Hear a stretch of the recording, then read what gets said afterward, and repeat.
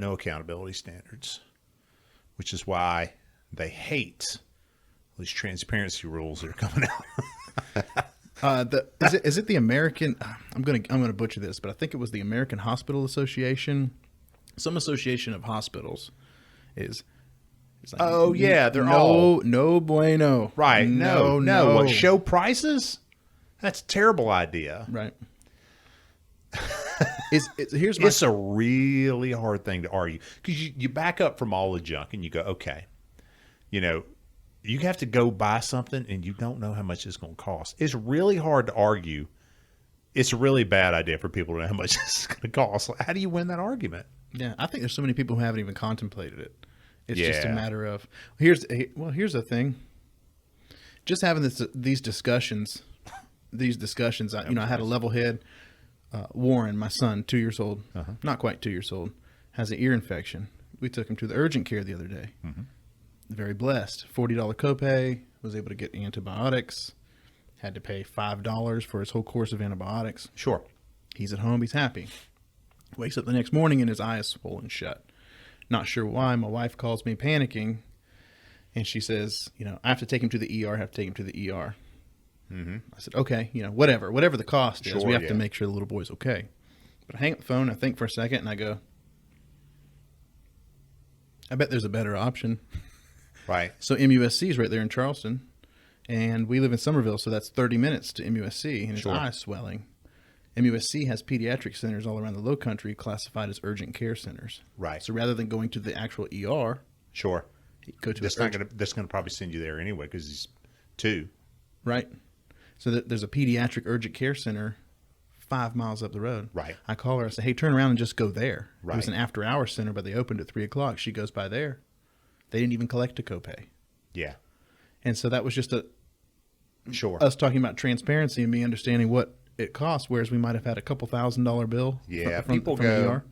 that's just scratching the surface. That's just a minor incident, but it's a real life scenario that happened in the last 24 hours. But it's still, here's the whole thing. You're kind of in and around the industry and whatever, and it still impacts you. I mean, I don't know how many times I've gotten caught into like, I don't know, your kids are sick, and just go to the emergency room.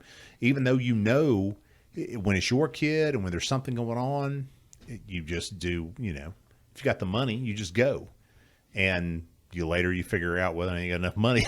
You don't have any idea what it was going to cost. I've heard stories. I mean, there's definitely, man, it's going to be impactful.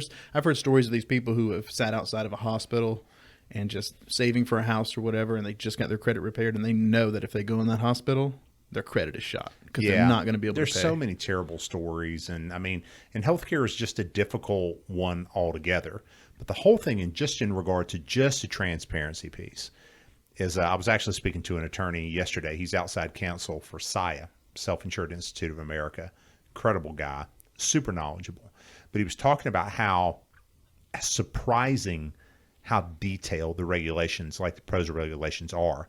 He said that caught me, and he goes, I think everyone by surprise, in that it is incredibly detailed. It's not just cursory. I mean, they've been working on this for quite a while, and it will be ridiculously transformative. But I've been in and around this industry for 20 years. All I've done is employee benefits for 2 decades at this point.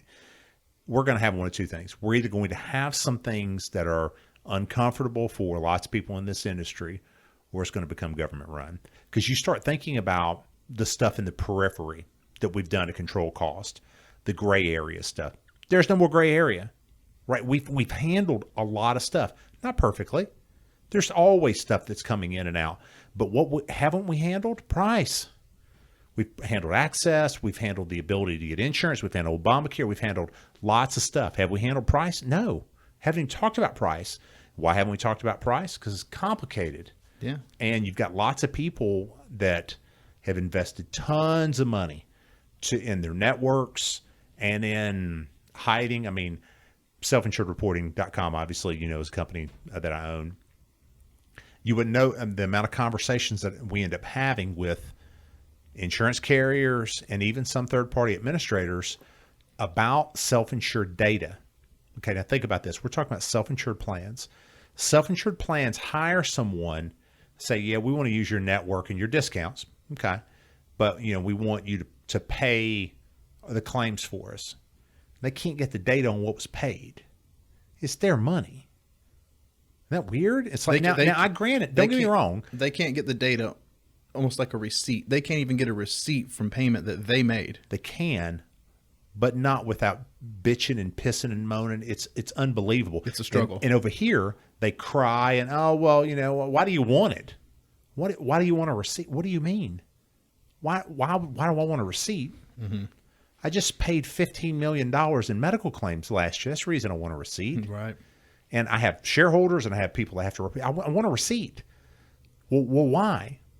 It's ridiculous. And the fact that in this process, the client asked them to provide this months for the paperwork piece. The paperwork. Just to get to the paperwork. They've already paid the claims. They're just trying to find out what they're just trying to get a receipt. They're just trying to figure out what it is they've actually paid. Yeah, there's a reason. If you want to stop someone from getting to a certain thing, you build a moat. Then you put a castle around it. Correct. Right? So you make it difficult to get to. Correct.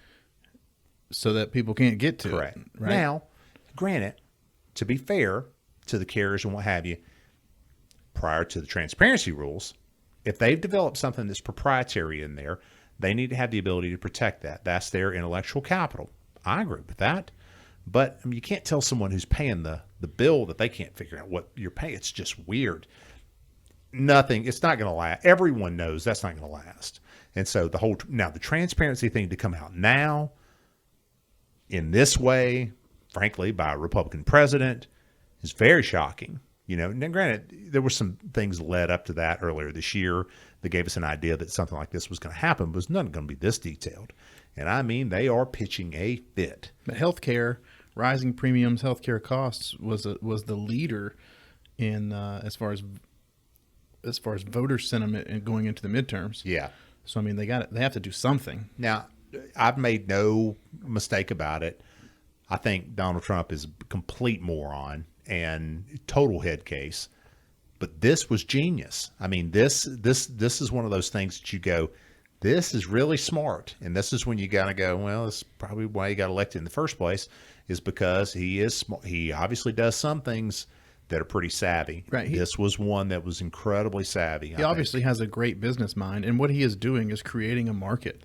Yeah. He's creating a market by saying, and that's the thing I when it clicked for me, I was like, okay, this is what happens. This is what keeps gas stations in check. This is what keeps grocery stores in check. We don't always price compare, but some people do. Correct. And it's what stops Whole Foods from being able to charge 4 or 5 times for the same product. Now, Correct. they do have an inflated rate, but it's within the confines of what the consumer will accept. And what it does is when you exploit or bring to the surface or bring to light that someone is way out of line, Right.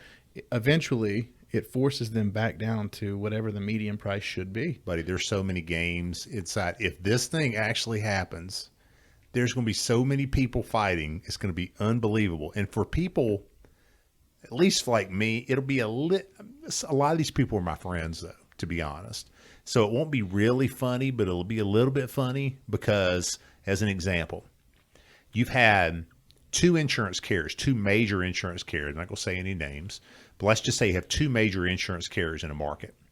And they're with a hospital, and they, so one goes and says, well, we want the best discounts. We're going to bring you the most patients and volume, which is how all this stuff started in the first place.